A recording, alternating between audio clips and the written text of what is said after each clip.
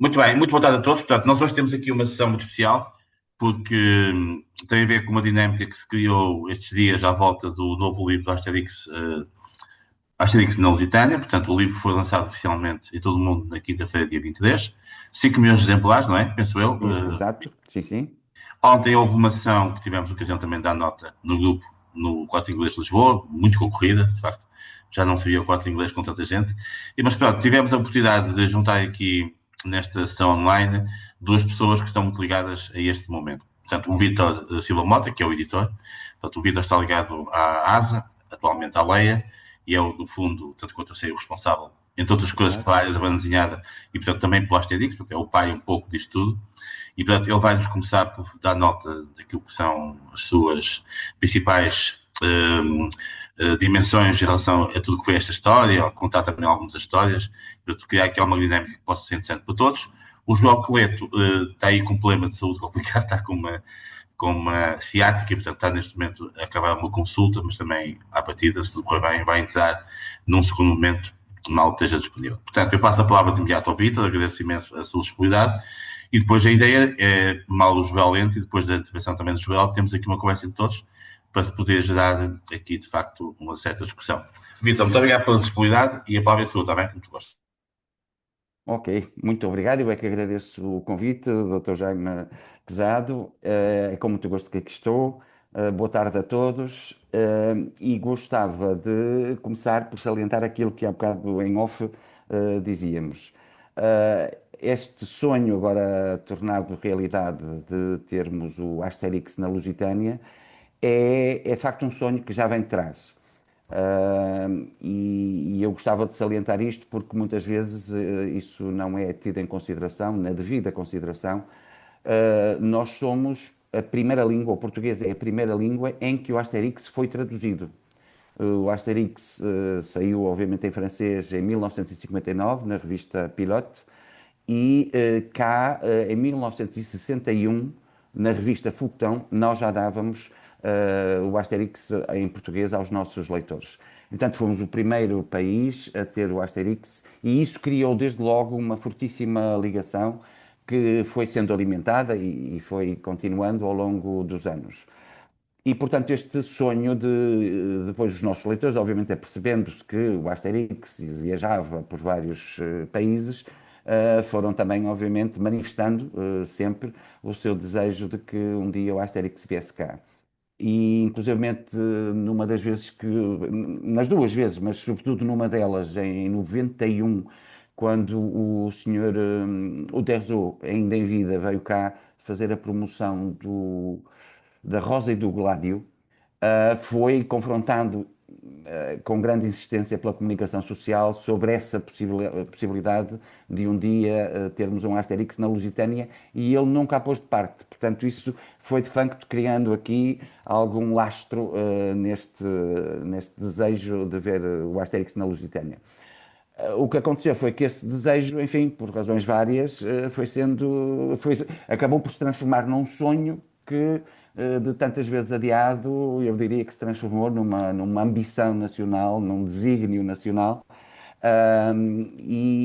que eu, obviamente, como fã incondicional desde tenra idade do Asterix, eu sou daqueles que com certeza terei muitos homólogos entre os nossos ouvintes, sou daqueles que lia o Asterix na revista Tintim, portanto, uma revista semanal em que havia uma prancha por semana e, portanto, a gente lia a prancha e depois esperava ansiosamente pela próxima prancha na semana seguinte. Eu sou ainda desse tempo portanto, imbuído desse espírito, desse anseio nacional de ver o Asterix na Lusitânia, quando, por sortes do destino, o Grupo Leia me convidou a acumular, eu já era editor no Grupo Leia da literatura infantil.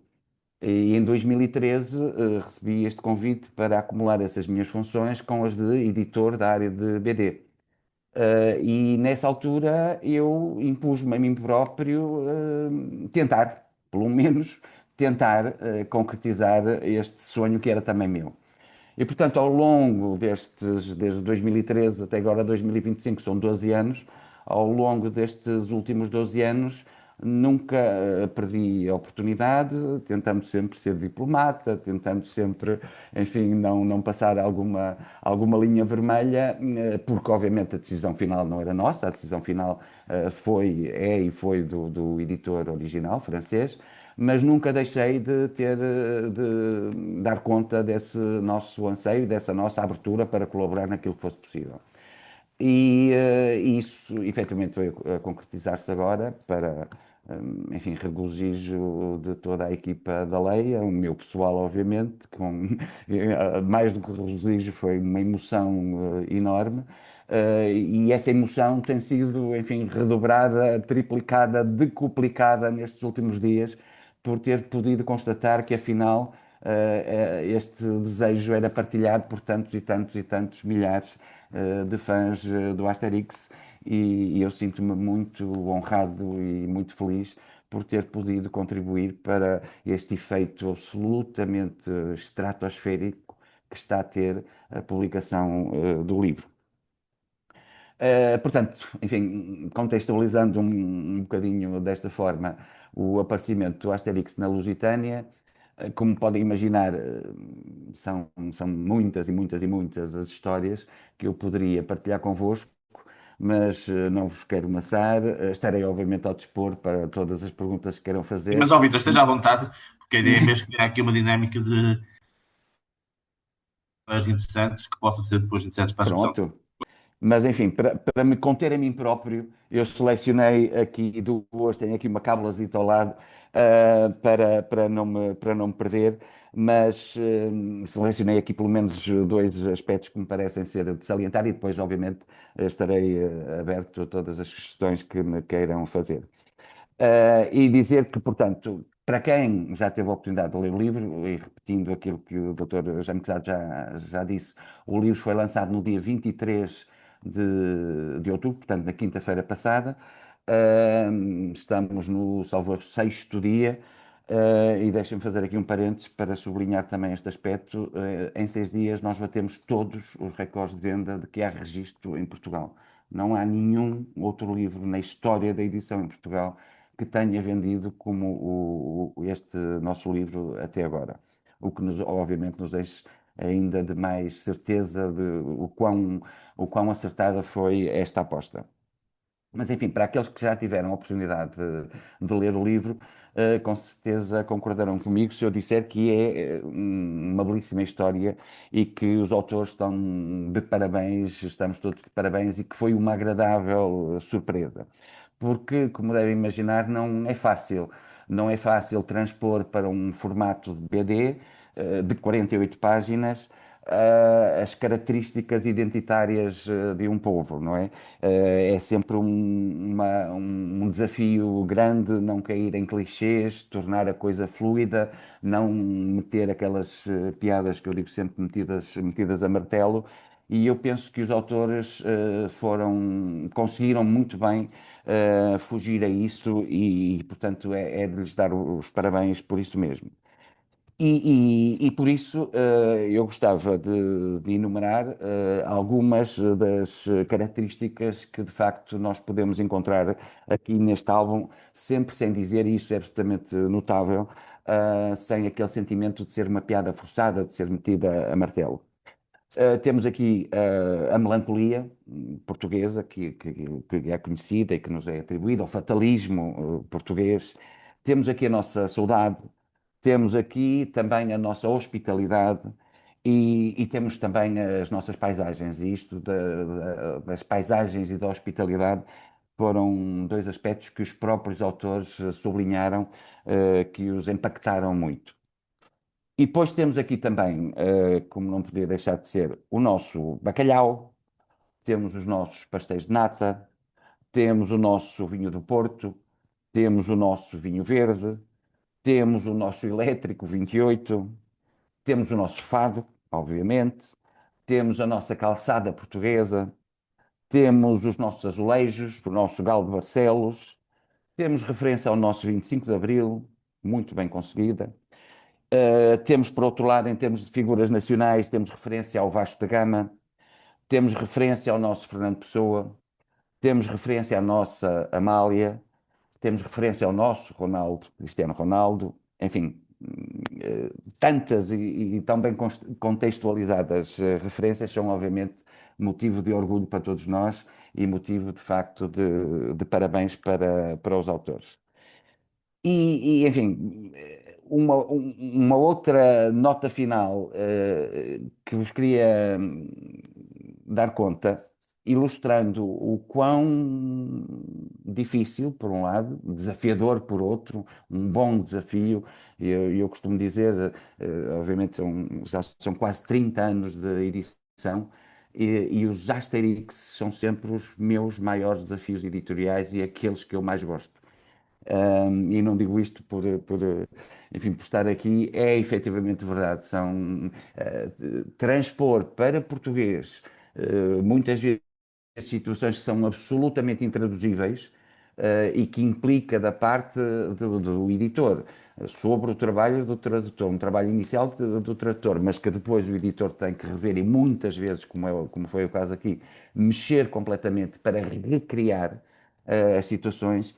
Isso, de facto, é uma coisa que só acontece no Asterix. E eu queria dar-vos nota disso mesmo neste álbum, porque aqui foi especialmente em muitas situações, mas especialmente nesta que vos vou relatar, especialmente patente. Porquê? Porque há, e mais uma vez, quem já leu vai reconhecer isso mesmo que eu vou dizer, há aqui uma piada de base na edição original francesa que era completamente intraduzível para português, mas que, por outro lado, era absolutamente imprescindível que houvesse uma qualquer equivalência em português. E então, de que é que estamos a falar? Estamos a falar que, obviamente, na versão francesa, todas as personagens falam francês, os lusitanos falam francês. E há uma paródia, uma brincadeira com a língua portuguesa que consiste nisto. Cada vez que os lusitanos falam e utilizam palavras terminadas em sion, por exemplo, tradition, traduction, etc. Eles, em vez de dizerem a palavra em francês, utilizam a terminação portuguesa são, C de cedilha, A com tilde e O. E, portanto, na versão francesa, o leitor lê, em vez de ler tradition, lê tradition. Em vez de ler attention, lê attention. O que é muito engraçado, eu próprio tive a oportunidade de constatar isso junto de leitores franceses, o que é muito engraçado para o francês, remete imediatamente para Portugal e para a língua portuguesa, de facto resulta muito bem e é brilhante da parte dos autores. Mas, obviamente, como devem imaginar, nós não tínhamos como alterar essa terminação, porque ela é de raiz a nossa terminação. Acresce, para dificultar ainda mais, que este jogo utilizado em francês tem um duplo sentido, ou um duplo objetivo, que é o não só de brincar com a língua portuguesa, mas também o de o Obelix, como sabem, é aquela personagem um bocadinho despassarada. E, portanto, quando ele está cá na Lusitânia, ouve os lusitanos falar e o que retém da língua, chamemos-lhe lusitana, é o on. E, portanto, quando ele resolve falar lusitano, para ele é meter ons, a torto e a direito. E então, em francês, mete ons, mesmo em palavras que não têm essa terminação, o que, mais uma vez, é muito, muito divertido para o leitor francês. Portanto, nós, na versão portuguesa, tivemos esse intricadíssimo desafio que foi de conseguirmos, passa a expressão, descalçar a bota e arranjar uma coisa que fosse equivalente, que pudesse resultar e servir estes dois objetivos. Foi difícil, foi demorado, andamos, pesquisamos muito, debatemos muito, e andamos, por exemplo, numa primeira fase muito focados em arranjar um sotaque, que pudesse servir este objetivo. Mas depois o que acontece é que a ação se passa toda em Lisboa, em Olícipo, e portanto não há assim um sotaque em Lisboa que pudesse graficamente servir este propósito. E depois de muito refletir, chegamos, eu penso, a uma solução bastante bem conseguida, passo em modéstia, mas que foi a nossa expressão coloquial e bem conhecida, opá. Este opá é uma expressão corrente do português coloquial, e que é não só um vocativo normal, opá, anda cá, é um vocativo, mas também é aquilo que se costuma designar como uma bengala linguística, quase um bordão.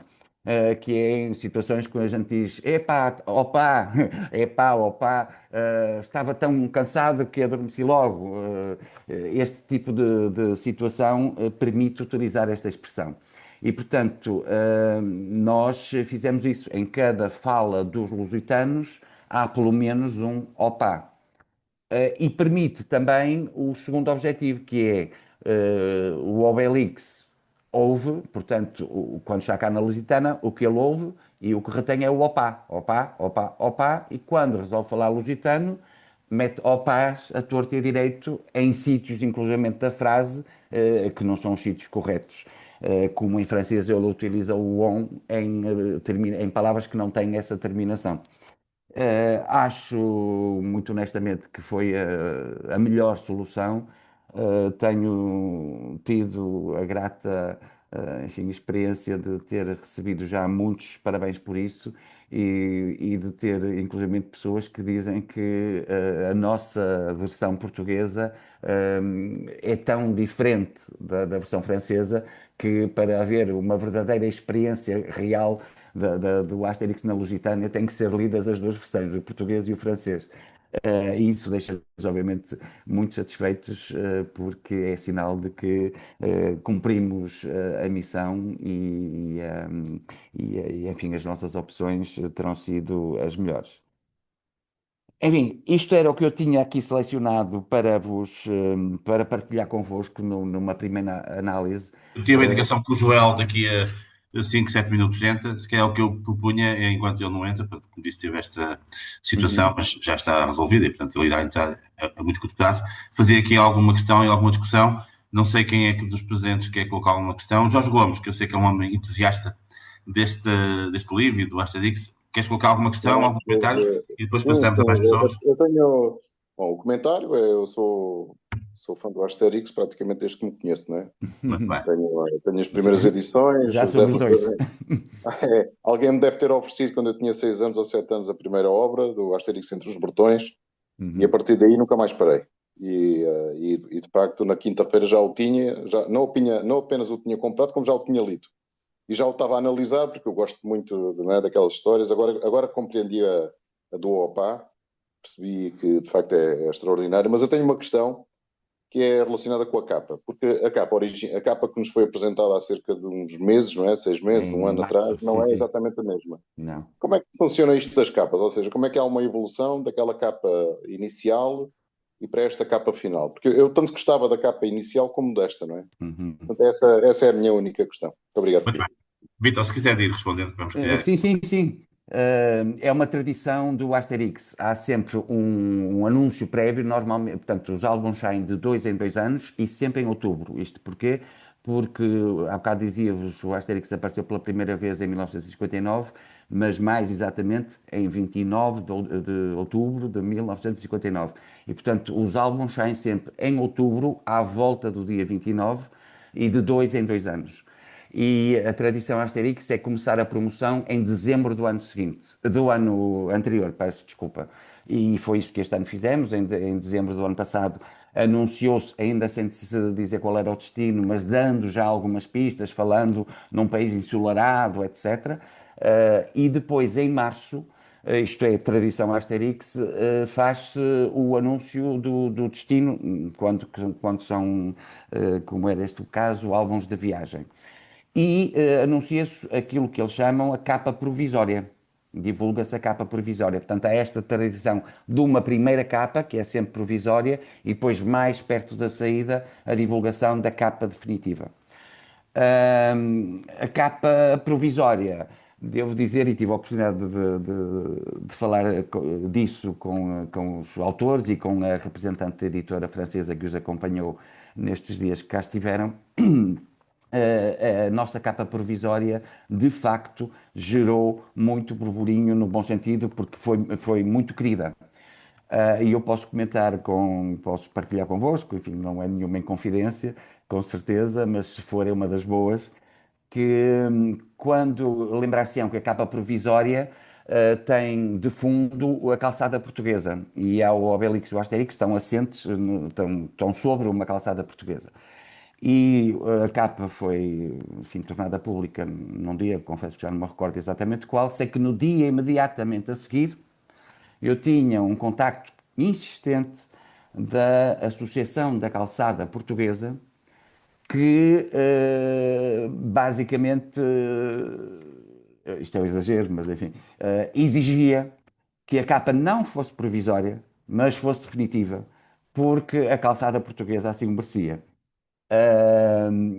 Dá-se a circunstância que de esta Associação da Calçada Portuguesa ter muito recentemente, penso que na semana anterior ou 2 semanas antes, tinha formalizado a candidatura de calçada portuguesa a Património Universal da Unesco. E, portanto, foram apanhados com grande surpresa por esta capa e queriam, obviamente, que isso fosse um argumento suplementar na sua candidatura. Obviamente que tivemos que explicar que nós, editor português, não temos voto na matéria, na decisão das capas, que não nos competia estar sequer a falar nisso ao editor francês. E que, portanto, tínhamos que aguardar para ver qual seria depois a decisão final da capa definitiva. Não temos a calçada portuguesa na capa definitiva com tanto relevo, mas ela está lá,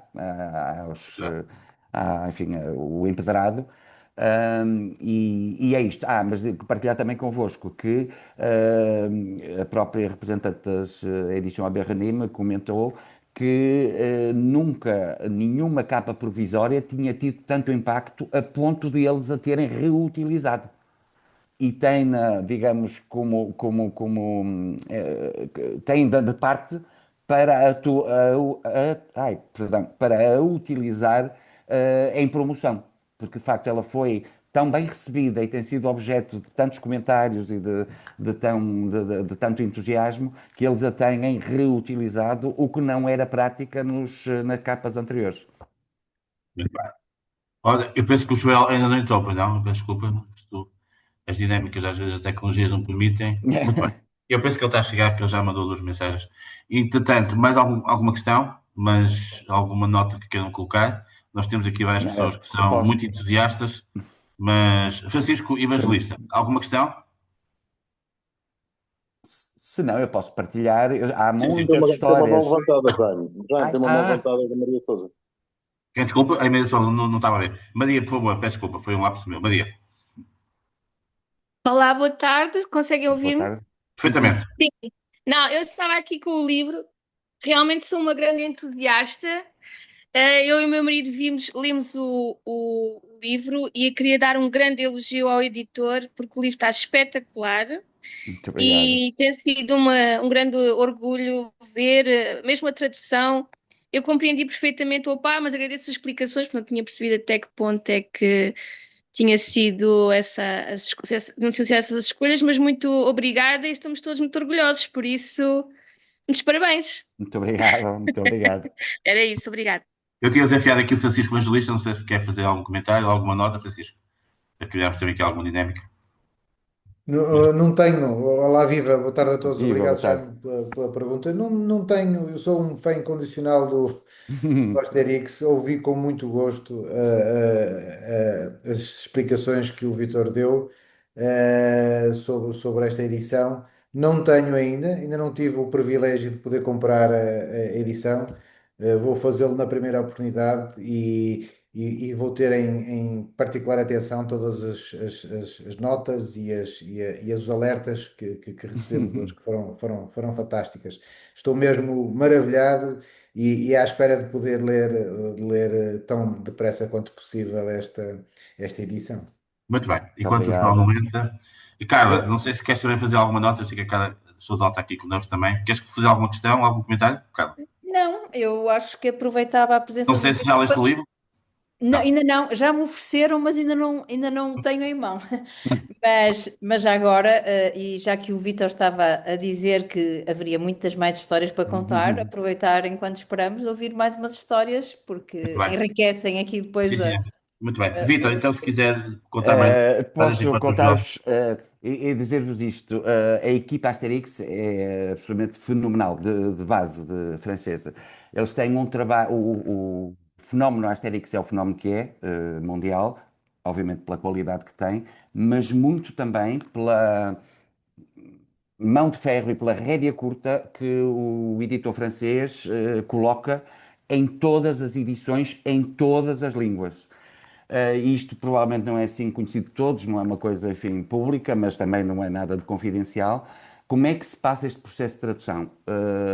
O editor recebe o texto em francês, em Word, num documento Word, e eu devo dizer-vos que, portanto, estamos a falar de 48 páginas de balõezinhos. Imaginam que se fossem só o texto do balão, dos balões, sei lá, daria 8 páginas, 10 páginas, não passaria disso. Eu não queria exagerar que não tenho aqui comigo, estou a olhar para ali porque estou a ver o volume. A tradução que eu recebi tem mais de 100 páginas, tem 150 páginas. E porquê?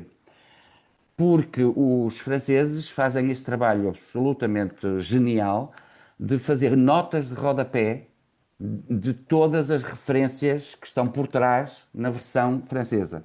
Portanto, este jogo de palavras remete para tal, tal, tal, tal. Aqui referência ao filme, não sei o quê, não sei o quê. Aqui, atenção que...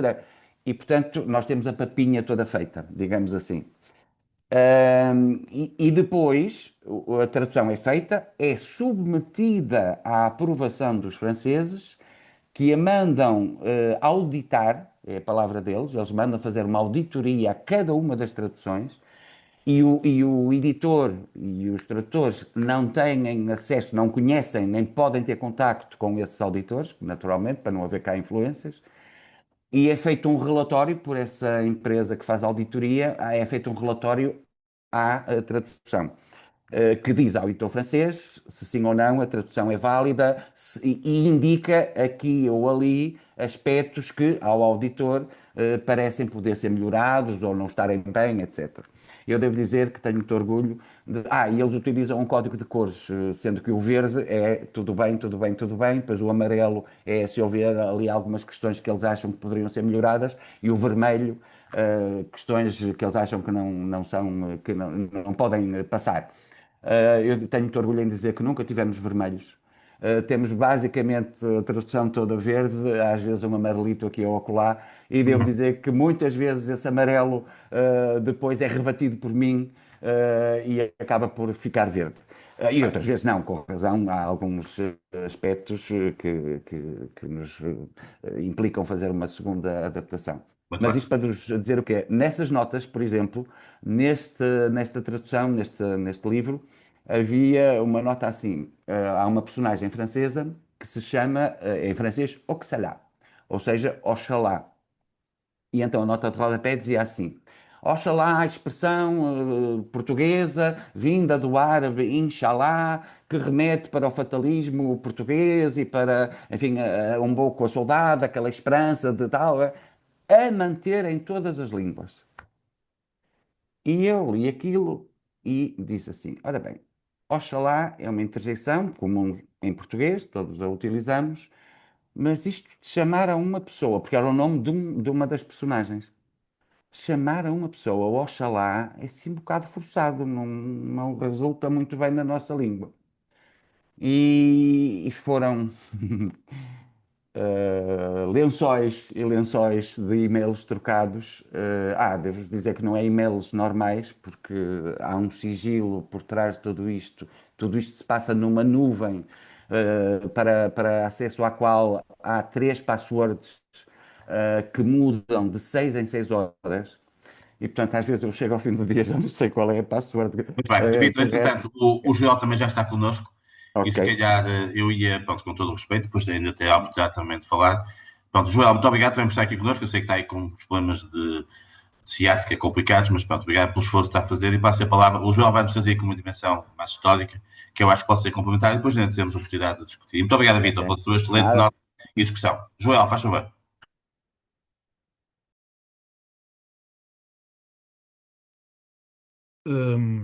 Boa tarde ou boa noite a todos, espero que me estejam a ouvir bem. Um abraço muito especial ao Vítor Mota, que é, com efeito, o grande responsável por termos o Asterix em Portugal, ou na Lusitânia. Quando falamos do Asterix, é óbvio que existe um enorme rigor, uma enorme procura de rigor histórico. Mas importa sempre salvaguardar que não estamos perante, não é esse o objetivo, nunca foi o objetivo do Asterix, ser um tratado de história ou de arqueologia sobre a nossa Europa ou o nosso mundo, uma vez que o Asterix já tem viajado por outros continentes, de há 2000 anos, não é? E portanto, no fundo, partindo enfim, deste pretexto dos gauleses de há 2000 anos e do Império Romano, no fundo, aquilo que o Asterix sempre procurou fazer foi um retrato, uma caricatura, do nosso mundo contemporâneo, com as particularidades, as especificidades, enfim, as características de cada povo hoje e não há 2000 anos. E, portanto, é por isso é muitas vezes acho muito injusto quando se procura criticar o Asterix porque falta ali algum rigor, porque, como eu, por exemplo, vi ainda não havia o álbum, só havia a capa provisória, já havia gente a criticar porque a calçada portuguesa não existia há 2000 anos, porque há 2000 anos os portugueses ainda não iam pescar o bacalhau. Claro que não, mas estamos a falar sobre a Lusitânia, sobre o Portugal de hoje, embora mascarado há 2000 anos, claro que a calçada portuguesa, claro que o bacalhau teria que surgir, claro que o fado teria que surgir, também não existia há 2000 anos. E, portanto, deixa-me dar aqui esta nota de que não podemos olhar para o Asterix, apesar da procura do rigor, e há elementos muito interessantes de grande rigor, por exemplo, neste álbum na Lusitânia, mas claro que não estamos perante um tratado científico, nem é isso que se deseja. E logo uma das primeiras questões que se poderia colocar era, porque a Lusitânia não é Portugal, não é? Porque, em rigor, a Lusitânia romana, a província da Lusitânia, eh, grosso modo, ficava delimitado entre o Rio Douro e o Guadiana, o que faz com que, por um lado, exista uma porção daquilo que é hoje Portugal, que é o que está a norte do Douro, que não fazia parte da Lusitânia, mas também, importa dizer, há uma boa porção da Lusitânia que fica para o interior da Península Ibérica e que hoje pertence à Espanha. Aliás, importa recordar, por exemplo, que a capital da Lusitânia, dessa província romana, era Mérida, na atual Espanha. E, portanto, hum, fazer aqui esta ressalva, mas lá está. Mas a questão é, o Asterix vem à Lusitânia, o Asterix vem a Portugal, no fundo, é isso que se pretende, não é? E portanto, e também é verdade que grosso modo, desde o século XVI, que os portugueses passaram a identificar-se muito com a Lusitânia e reclamar-se herdeiro dos lusitanos. Coisa que nem sempre é do agrado dos espanhóis, porque, em boa verdade, uma parte de Espanha também era lusitânia. Mas pronto.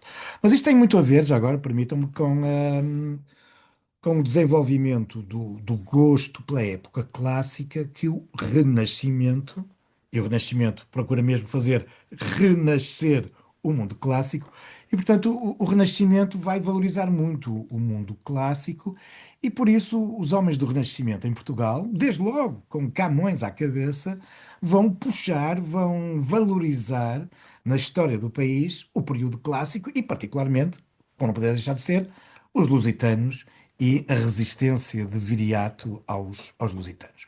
E por isso, desde o século XVI, passou a haver um pouco esta projeção dos portugueses em torno da Lusitânia e dos lusitanos, e por isso, hoje, quando se fala em Portugal, se fala-se na equipa, por exemplo, na seleção lusa, fala-se nos lusitanos, enfim, acaba por ser um sinónimo de Portugal, quando, volto a dizer, é rigor, enfim, abarca um bocadinho de Espanha e exclui o norte de Portugal. Mas afinal, o que era exatamente a Lusitânia? A Lusitânia é este território que vos indiquei, entre o Tejo, desculpem, entre o Douro e o Guadiana, e que desde o século III antes de Cristo os romanos vão começar a conquistar.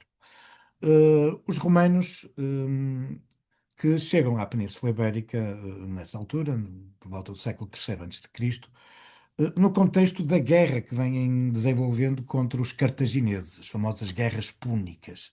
No fundo, o que está aqui em causa é o controle, quem controla o Mediterrâneo. O Mediterrâneo que será, para os romanos, o seu mar interior, o nosso mar, todo o Império Romano se desenvolve à volta do mar Mediterrâneo. Controlar o Mediterrâneo era crucial, controlar, dominar as rotas comerciais, particularmente no Mediterrâneo, era fundamental para o expansionismo do Império Romano. E por isso, pôr em xeque muito daquilo que eram, enfim, as áreas que eram controladas, enfim, grosso modo, pelo menos do ponto de vista comercial, pelos cartagineses. Que, em boa verdade, há muito tempo que já estavam fixados no sul da Península Ibérica.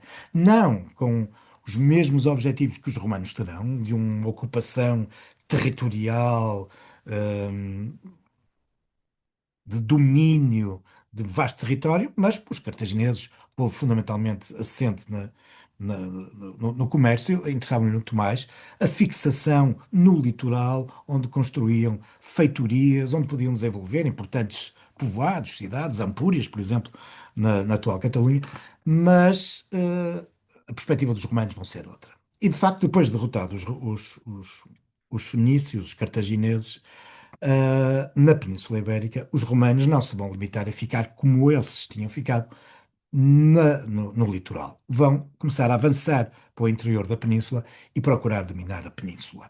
Não é dominar por dominar.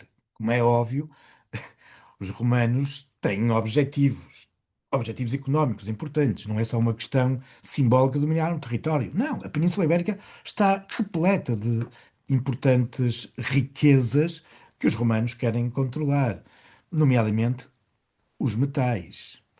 Diríamos nós hoje as terras raras, não é? A história está sempre a rimar. Ahm, no período anterior, da Idade do Bronze, tínhamos que recuar aqui uma série de séculos.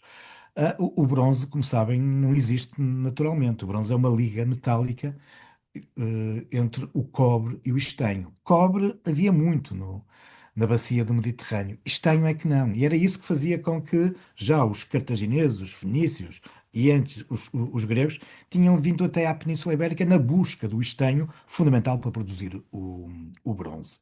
E é isso também que vai fazer com que os romanos avancem para o interior da Península Ibérica. Não só o estanho, mas outras riquezas minerais, nomeadamente o ouro.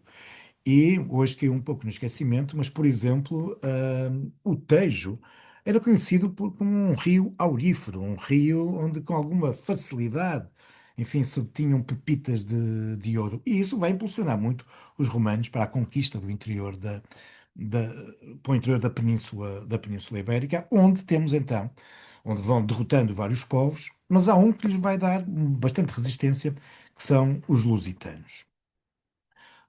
E a partir do século, portanto, do século III, os romanos vão entrar em confronto com os lusitanos numa guerra que vai se prolongar até meados do século II, quando finalmente, enfim, derrotam os lusitanos, chegam aparentemente a um acordo que, entre outras coisas, iria levar à distribuição de terras, mas a verdade é que os romanos não vão cumprir o que, enfim, de algum modo haviam prometido. Antes, pelo contrário, vai-se assistir a uma verdadeira chacina dos lusitanos, nomeadamente dos guerreiros lusitanos. Fala-se em dependendo das fontes, e as fontes são sempre, as fontes escritas, são sempre as fontes dos romanos, porque importa dizer que estes povos que viviam na Península Ibérica não dominavam ainda a escrita, eles estão ainda na pré-história. Se nós pensarmos que é a escrita, como bem sabemos, que divide a pré-história da história, hum, os, os lusitanos e os povos da Península estavam ainda na pré-história. Enfim, em rigor, nós em arqueologia designamos esse período a proto-história, que é quando temos um povo que não tem escrita, logo aparentemente está na pré-história, contudo, já há povos que têm escrita e escrevem sobre eles. Esse período nós chamamos a proto-história. E, portanto, a Península, e nomeadamente os lusitanos, estão na proto-história porque não têm ainda a escrita, mas os romanos já escrevem sobre eles. E é graças aos romanos que sabemos da chacina dos lusitanos, dependendo de Estrabão, Plínio, Pompónio Mela, enfim, diferentes autores clássicos, nos falam em vários números, mas sempre na ordem das dezenas de milhares de lusitanos que são chacinados e muitos, muitos levados como escravos para a Gália, para a França.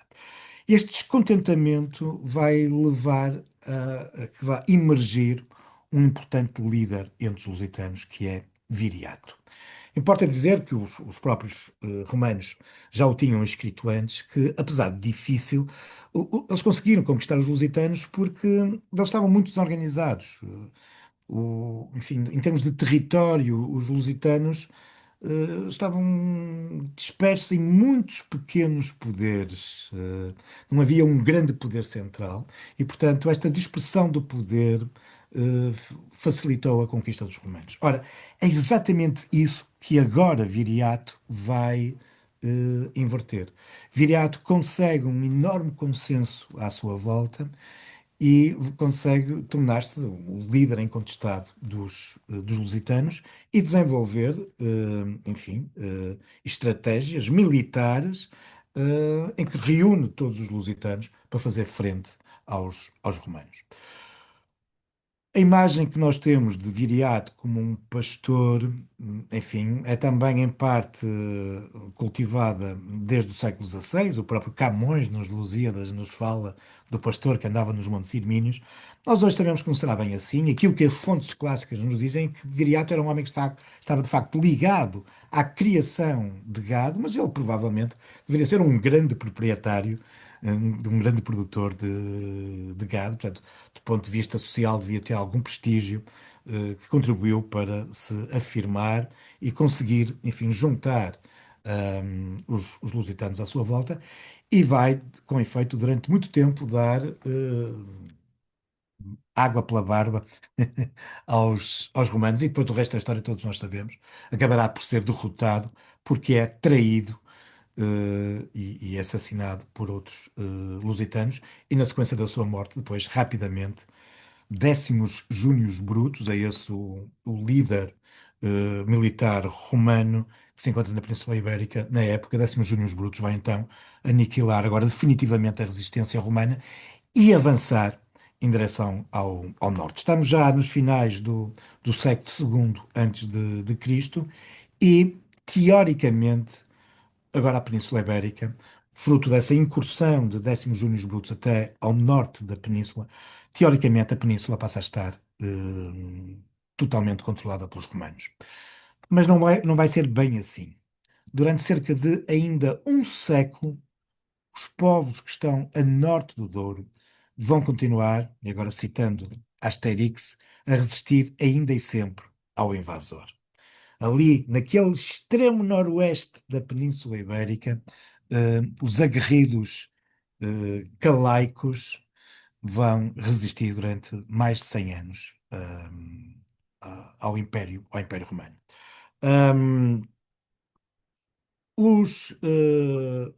Os calaicos, enfim, não são muito diferentes do ponto de vista da cultura material, não são muito diferentes dos lusitanos, mas apesar de tudo haveria algumas diferenças. E esta designação que depois este território vai conhecer, a Calécia, portanto, a norte da Lusitânia, coincide grosso modo com aquilo que é hoje o norte de Portugal, a Galiza e as Astúrias.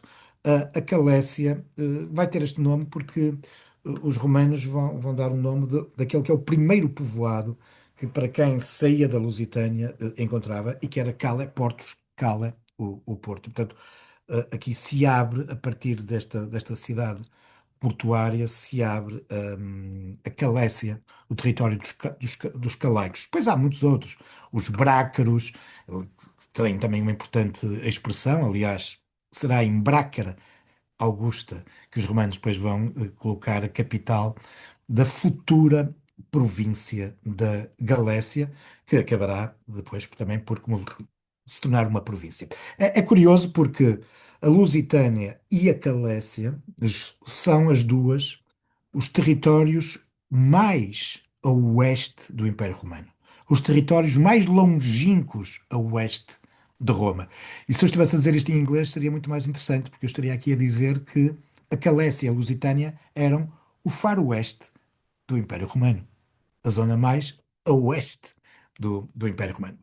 E este faroeste do Império Romano tinha, de facto, belíssimas, importantes riquezas que levaram os romanos a conquistar. Primeiro a Lusitânia e depois a Galécia. Porque, em boa verdade, o que leva os romanos a, mais de 100 anos depois, a definitivamente conquistarem a Galécia, tem a ver exatamente com a descoberta de que este território estava pejado de ouro, mais ainda que a Lusitânia. Até se aperceberem disso, os romanos claramente se desinteressaram de conquistar este território a norte do Douro. Um pouco como fizeram na Ilha Britânica, na Inglaterra, em que conquistaram a Inglaterra toda, depois, como aos escoceses lhes davam muita resistência, os romanos, obviamente que não eram nada burros, bem pelo contrário, para que gastar homens e dinheiro para conquistar um território que aparentemente não tinha interesse nenhum e por isso vão construir ali a muralha de Adriano entre a Escócia e a Inglaterra e aqui na Península Ibérica durante 100 anos foi um bocadinho o mesmo e nem se deram ao trabalho de construir uma muralha porque o próprio Rio Douro funcionava como fronteira. Só que depois apercebem-se que isto está pejado de ouro, não é? E é devido a quererem explorar este ouro que, com Augusto, eh, quase já na mudança da era, Roma vai então conquistar este território. Todos nós conhecemos, por exemplo, aqui, eu estou a falar do Porto, aqui às portas da cidade do Porto, temos Valongo com impressionantes galerias subterrâneas de exploração de ouro, ou temos peço desculpa, Três Minas, aqui mais já em Trás-os-Montes, também imponentes. Ou, já na fronteira da Galiza com as Astúrias, Las Médulas, que está classificado pela Unesco como Património da Humanidade, que é impressionante, é a maior exploração mineira de todo o Império Romano. Mas, para lá do ouro, havia outras importantes fontes naturais e de produção da Lusitânia que faziam com que a Lusitânia tivesse sido um importante, apesar de ser o faro oeste do Império, de ser um território cobiçado e um território que importava aos romanos controlarem. Para lá do vinho, para lá do azeite, para lá do ouro, a Lusitânia tinha excelentes condições para produzir um produto que está na base desta aventura do Asterix na Lusitânia, que é o garo. O garo, digamos que é o nosso antepassado das nossas conservas. O garo era uma espécie de um molho, de uma pasta de peixe, em grande parte resultava da maceração do atum e da cavala. Isto é, o atum era pescado, era aberto, tiravam-se as vísceras, as cartilagens, recolhia-se o óleo natural que saía do atum, depois triturava-se muito bem triturado, juntava-se-lhe a cavala, depois havia várias receitas, numas misturavam-se outras espécies de peixe mais miúdo, noutras marisco, nos casos vinagre, noutros casos vinhos, aquilo ficava a macerar em grandes tanques que são eximiamente reproduzidos neste álbum do Asterix, semelhantes àqueles que nós hoje vemos em Troia, em frente a Setúbal, ou vemos em Lisboa, na Casa dos Bicos, na Rua do Ouro, e em muitos sítios onde têm, nestes últimos anos, sido encontrados relevantes vestígios dessas fábricas de conserva de peixe. E o que é incrível é que nós conhecemos dezenas e dezenas de fábricas de garum, de conserva de peixe da época romana, no nosso território. E onde é que elas estão? Ao longo da costa algarvia, no estuário do Sado, em Troia, em Setúbal, no estuário do Tejo, em Lisboa, em Almada, em Peniche e em Matosinhos, em Angeiras. Isto é incrível porque quando, no final do século XIX e início do século XX, Portugal desenvolve a moderna indústria da conserva de peixe em lata, onde é que nós encontramos as fábricas de conserva? Exatamente nos mesmos sítios onde há 2000 anos os romanos já tinham intuído, já tinham percebido que eram os sítios ideais para lá ter a produção do garo. E, portanto, deixem-me vos dizer que o garo era um produto muito, muito popular em todo o Império Romano. Toda a gente consumia garo, do imperador ao escravo. Seguramente que eram bem diferentes a qualidade de um e de outro, mas sabemos que o garo que atingia os preços mais elevados nos mercados de peixe de Roma era o garo da Lusitânia. E se não conhecem, exorto-vos a um destes dias passarem por Troia, apanhem o ferry boat em Setúbal e vale a pena ir visitar as ruínas da fábrica, do complexo industrial de Troia. É a maior fábrica de conservas de todo o Império Romano. E os arqueólogos encontram ânforas, todos sabem que são ânforas, aqueles recipientes, eram os contentores da época. Hum, Enfim, para qualquer leigo, as ânforas podem nos parecer todas iguais, mas as ânforas são todas diferentes dependendo do sítio onde foram produzidas. Ou porque têm umas asas diferentes, ou o bordo é diferente, o pico da ânfora é diferente, e estão muito bem estudadas pelos arqueólogos. Quando um arqueólogo, numa escavação arqueológica, começa a encontrar fragmentos de ânfora, e são muito habituais, rapidamente ele percebe de que sítio é que veio aquela ânfora, porque estão muito bem estudados os centros produtores das ânforas. E o que é impressionante é que nós temos ânforas da Lusitânia, ânforas que eram utilizadas para o comércio do garo, por todo o Império Romano.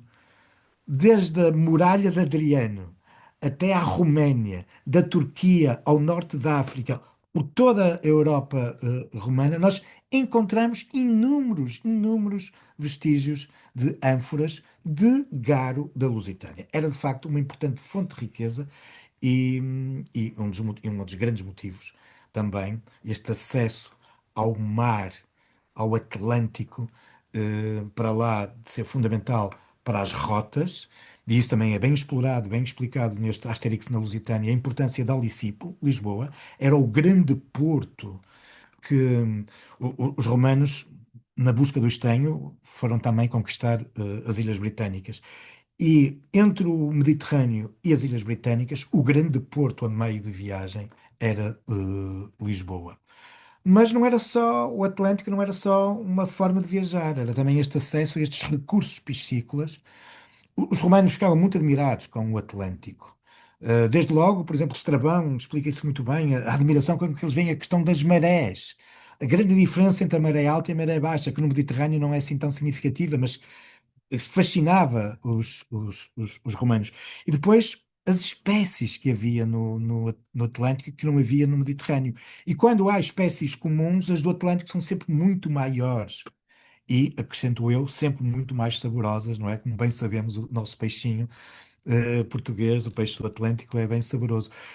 E isso não é, obviamente, inocente na qualidade do garo que era produzido na Lusitânia. Enfim, ficaria aqui a falar muito mais tempo, estamos a chegar ao final Ainda vamos ter que chegar para mais duas ou três questões, isso, portanto, se mas, quiser Joel, fazer como sempre, questões, muito claro e muito objetivo. Portanto, não tive a oportunidade de ouvir a intervenção, pelo menos a parte inicial do Vítor, que foi de facto bastante eloquente. Eu ontem tive a sorte de ter estado no quarto inglês e, portanto, assisti também àquele momento muito especial que foi a apresentação do livro em Portugal, em Lisboa. Está criada aqui uma dinâmica muito interessante. Muito bem. Eu agora o que se calhar pedia era aos nossos ilustres participantes que queiram colocar alguma questão ou comentário, para depois quer o Vítor, quer sobretudo o Joel, que chegou agora, poder responder. Não sei quem é que quer dar, ainda temos algum tempo, portanto, mais 15, 20 minutos. Quem quer dar o ponto de partida? Eu só Muito gostava bem. Sim, senhor, como tu gostas, Alexandre. de pedir ao mestre Vítor se posso intuir que o nosso professor José Alquerleto foi uma das bases científicas dos produtores do Asterix, porque tudo isto é muito interessante, especialmente o que acaba de dizer sobre o Garo, que tem um relevo especial nesta edição.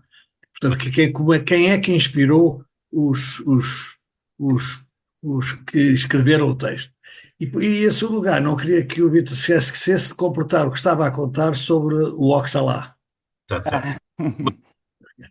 Obrigado. Se calhar juntava duas ou três questões e depois ambos podem responder. Mas, bem, eu estou a ver aqui o José Augusto Alves, que eu sei que é um homem também ligado à edição de livros e também entusiasta deste tema. Já Augusto, já não vi há uns tempos. Quer colocar alguma questão?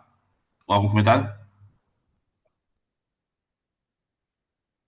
Não sei se está a ouvir. Muito bem, parece que temos aqui um problema de. Muito bem. João Palmeiro, o nosso homem dos mídia e da imprensa, quer colocar aqui alguma questão aos nossos ilustradores? João, Olá, não sei se está a ouvir. Muito bem. estou O João está em terras alentejanas. Muito bem. estou em Lisboa, estou em Lisboa. Está em Lisboa. Eu não tenho uma questão, porque eh, eh, eu sou um completamente dependente da banda desenhada. Não sou um fã número um da Asterix, prefiro o Tintin. Há estas coisas, não é? Prefiro o Tintin e prefiro o Mortimer e o Capitão Blake, mas porque o Asterix, no fundo, nasceu com os meus filhos e os outros nasceram comigo, no Cavaleiro Andante, ou no Chevalier Bayard, em França.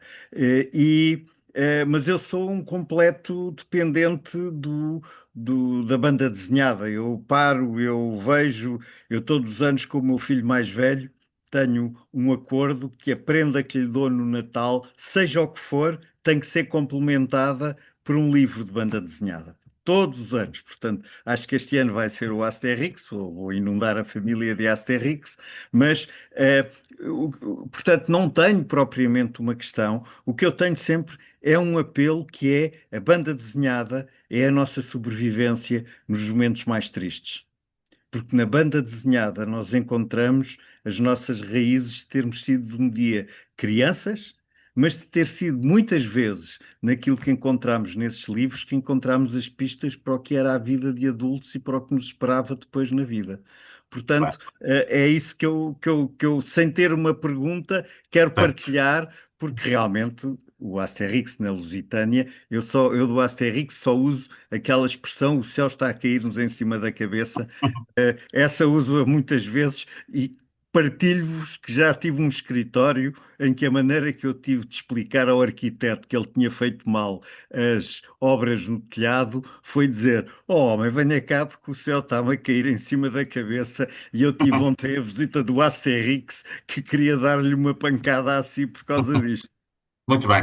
Olha, nós temos aqui também, não sei, eu não estou a ver ninguém que queira colocar questões, mas temos aqui o. Muito bem. O Zé Augusto Alves está a dizer que está sem micro. Muito bem.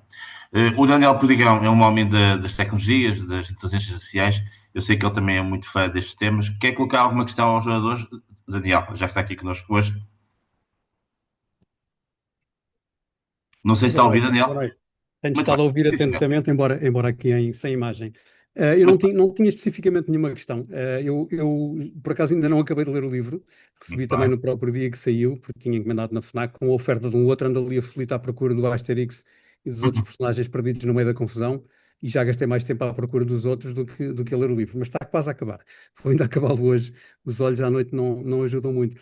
Não tinha propriamente nenhuma questão. Por acaso tinha curiosidade sobre o EPA, porque achei que era um bocado de exagero em todas as frases, mas agora, com a explicação que eu vi, fiquei muito contente de perceber que tem uma explicação e que é, de facto, aquela impossibilidade de adaptar o que foi feito no original em francês. Fiquei muito Muito bem. satisfeito com isso. Estou a gostar muito da ilustração em si, acho que está muito representativa, achei muita piada o Elétrico 28 e tudo isso que aí aparece. O Elétrico ali naquele caso não é elétrico, é só o 28 escrito em números romanos, mas está com muita graça e ainda bem que o cabo segue o mesmo caminho que o Elétrico, senão aquilo era uma grande confusão, não é? Cada um para o seu lado, ia ser um descalabro. Não tenho especificamente nenhuma pergunta, porque Muito bem. podia perguntar se iria haver uma segunda, uma saga deste, mas calculo que não, porque não há espaço para tantos livros. Por isso estou muito satisfeito com o livro, estou a gostar imenso, vou acabá-lo hoje seguramente e Fantástico. não tenho mais nenhuma questão. Parabéns pela edição. Já tive a oportunidade de o fazer nas redes sociais e agora dar pessoalmente Exatamente. é um gosto pessoal. Muito Muito obrigado, bem. Jaime, por ter. Sim, sim, é como te gosto, então estamos aqui para discutir. Eu não sei se a Paula Freitas, que também é uma ilustre membro do nosso grupo e é uma economista e também atenta a estes temas. Paulo, não sei se queres colocar alguma questão, algum comentário? Eu estou a tentar criar aquela. Só simplesmente agradecer as explicações e o contexto histórico. Muito bem. e ainda não comprei o livro, mas vou fazê-lo e sou um fã, como o João, hum, da banda desenhada de uma forma geral. Obrigada. Sim, senhor. Sónia Nunes, a Sónia está ligada ao CEIA e na quinta-feira vai haver também uma sessão no CEIA. Aliás, está aqui o Vitor Mota, que também vai participar nessa sessão. Sónia, quer colocar alguma questão, algum comentário aos nossos oradores? Não sei se está a ouvir. Muito bem. Parece que estamos aqui com problemas de comunicação. E para terminar, não sei se o Rui Pedras, que é também um ilustre economista e membro do nosso grupo. Rui, quer colocar alguma questão, comentário antes de passar aos nossos oradores para uma nota final? Não sei se está a ouvir, Rui. Muito bem, pronto. Penso que está tudo mais ou menos esclarecido. Eu se calhar pedir agora ao Vitor Mota para... Tem comentário? Sim, sim, Maria, como te gosto. Eu sei que a Maria já pôs ali várias notas, mas faz favor. Sim, sim. Peço desculpa, mas eu preciso mesmo de falar. Diga, diga. Tenho aqui apenas uma pequena questão com o nosso historiador. Certo. Porque a história do Viriato está nos livros e os autores antigos dizem que houve um massacre dos lusitanos porque eles desceram das montanhas aliciados pela possibilidade de terem acesso a terras, portanto não as tinham. O Viriato não tinha terra nenhuma. Ele sobreviveu ao massacre do Galba, fugiu e tentou reunir os lusitanos. Os lusitanos ficaram unidos sob a liderança do Viriato durante vários anos. O problema é que havia outras tribos, como os Bracers, como os Célticos, como os Cónios a sul, para além do que havia muita rivalidade com os Béticos. Os romanos o que tentaram fazer foi unir a Lusitânia e a Bética. A Lusitânia original, os lusitanos, fica apenas e exclusivamente em espaço português, não em espaço espanhol. Mérida foi uma cidade criada pelos romanos para unir a Espanha ulterior, ou seja, a Lusitânia e a Bética. Portanto, eu fico um bocadinho chocada, mas eu conheço os autores que têm escrito sobre isso, como Amilcar Guerra, é uma pessoa que eu conheço, mas são reinterpretações dos textos antigos. Os textos antigos dizem que os lusitanos eram um povo tribal de montanha, que, portanto, tinha poucos recursos e vivia no espaço que é dos Montes Hermínios, que nós associamos às Penhas Douradas. É só isso que eu gostaria de dizer. E pronto, eu sei que a Espanha reivindica muito o Viriato, mas não, ele é nosso. Muito obrigada, agradecimento. Já vi aqui que a nossa Maria também é uma entusiasta de história, né? Portanto, se quiser comentar, pronto, estamos aqui num contexto de discussão. Se quiser comentar esta nota. Sim, claro. O Joel é um historiador de referência, portanto, tudo aquilo que ele diz, para nós é lei, mas pronto, já agora, faz favor. A questão das terras é exatamente isso que leva, como eu expliquei, se calhar muito rapidamente, que leva a esta segunda revolta dos lusitanos, porque os romanos lhes tinham prometido terras e isso não se cumpre, isso é que leva depois, e já depois da chacina, leva a este segundo momento de revolta, agora com o Viriato. Enfim, a Lusitânia é um território muito vasto e nós não podemos achar que os lusitanos eram só os povos que viviam nos castros ali na zona da Beira Alta. A Lusitânia vinha até cá abaixo, até ao Guadiana. E, portanto, e aí tínhamos, antes de serem conquistados pelos romanos, enfim, possuíam, obviamente, dominavam o seu território e tinham a sua prática de pastorícia, tinham as suas terras de pastoreio, não é? Portanto, é exatamente por serem ocupados pelos romanos que se revoltam, mas depois há essa promessa da distribuição de terras que não se vai cumprir. A história dos Montes Hermínios é de facto, enfim, a sua correspondência à Serra da Estrela, às Beiras, isso é muito, enfim, cavalgado, como eu dizia, pelos autores do século XVI do Renascimento. E, portanto, ele alicerçou-se muito esta imagem. Eu queria só, estamos a terminar, eu não estava no início, portanto não ouvi exatamente o que é que o Vítor disse a propósito do OPA, mas explicou, obviamente, a questão da grafia no livro. Eu só queria sublinhar isto porque eu acho que nós, portugueses, não temos consciência, eu próprio não tinha consciência, de como a grafia portuguesa, tal como a romena, é estranhíssima aos olhos das outras línguas, mesmo latinas. E tomei consciência disso, curiosamente, ao ler um livro, O Historiador de Kostovar, passa-se na Roménia, tem a ver com o Drácula, mas a uma determinada altura, o historiador, a historiadora, ao pegar num texto romeno, dizia que parecia que o texto tinha sido tomado pelo diabo e que tinha distribuído pelo texto uma série de símbolos e signos. Estava a falar das cedilhas e do estilo que, tal como em português, abundam no romeno, mas que não existe no francês, no italiano, no inglês. E, portanto, nós estamos habituadíssimos a ver til e cedilhas, mas quem não está é de facto uma coisa estranha, mas uma marca nossa. E, portanto, eu acho de facto, acho que é das coisas mais interessantes na versão original, é exatamente esta questão, mas que, como o Vítor explicou, não tinha tradução possível para o português. Bem, Vitor Mota, para terminar com mais algumas notas. Pois, exatamente é isso mesmo que dizia o professor Cleito, é que eh, é uma marca identitária dos lusitanos para nos referirmos ao universo Asterix. E como eu dizia, resultou muito bem em França. É utilizável em qualquer outra das línguas em que o Asterix é publicado, mas não em português. E eu, só a propósito disso, deixar esta nota para todos termos, enfim, noção da magnitude daquilo que estamos a falar.